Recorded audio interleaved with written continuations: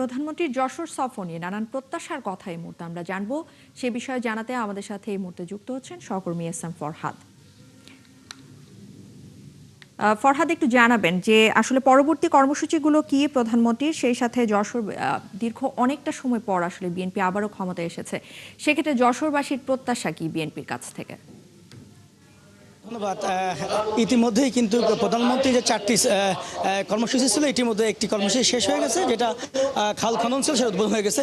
এই মুহূর্তে যশোরবাসী দীর্ঘদিনের যে দাবি ছিল 500 শয্যা বিশিষ্ট একটি হাসপাতাল, এবং এটা নির্বাচনের আগে প্রধানমন্ত্রী তারেক রহমান যশোরে যে নির্বাচনী সমাবেশে তিনি প্রতিশ্রুতি দিয়েছিলেন যে তিনি একটি যশোরের 500 শয্যা বিশিষ্ট হসপিটাল উদ্বোধন করবেন। সেই হসপিটালের ভিত্তিপত্র স্থাপনা এখন উদ্বোধন করবেন। তারই কিন্তু ইতিমধ্যে উদ্বোধন হয়ে গেছেন। এখনই প্রধানমন্ত্রী বক্তব্য রাখবেন। আপনি ছবিতে নিশ্চয়ই দেখতে পাচ্ছেন যে এরপরে মূলত যশোরে যে পাবলিক লাইব্রেরি আছে, সেই পাবলিক লাইব্রেরি তিনি পরিদর্শন করবেন। পরিদর্শন শেষে তিনি যশোর ঈদগাহ ময়দানে বিএনপির আয়োজিত সমাবেশে তিনি বক্তব্য রাখবেন। এই প্রধানমন্ত্রীকে আশাকে কেন্দ্র করে গত এক সপ্তাহ যাবৎ বিএনপি এবং প্রশাসন ব্যাপক প্রস্তুতি নিয়েছে, এবং প্রধানমন্ত্রীর আজকের এই বক্তব্য শোনার জন্য বিএনপির নেতাকর্মীরা যেমন উদ্বিগ্ন, তারা অনেক আশা আছেন, তেমন যশোরের মানুষ অনেক আশায় আছেন। কারণ যশোরের মানুষ দীর্ঘদিন ধরে বেশ কিছু দাবি করেছেন।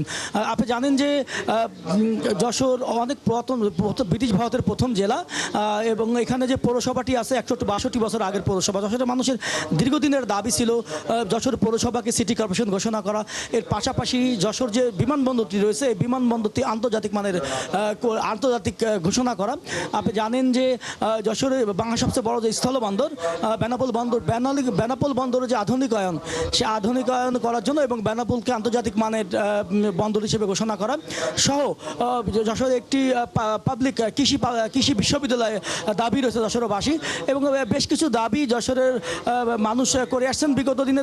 কিন্তু এই আজকের যে সমাবেশ, এই সমাবেশে আসলে প্রধানমন্ত্রীর মুখ থেকে যশোরের মানুষ এবং বিএনপি নেতাকর্মীরা সেই উন্নয়নের যে প্রতিশ্রুতি দিয়েছিল নির্বাচনী প্রচারণায়, সেই বক্তব্য শোনার জন্য অধিক আগ্রহে অপেক্ষা করছেন।